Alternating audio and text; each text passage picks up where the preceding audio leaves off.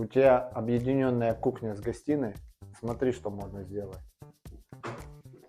Ставим перегородку между кухней и комнатой.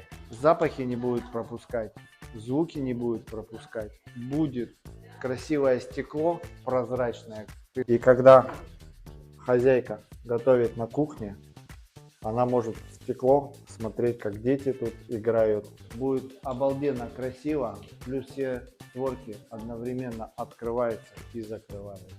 Когда открываешь перегородку, здесь на полу нету нижних направляющих, как на шкафе купе.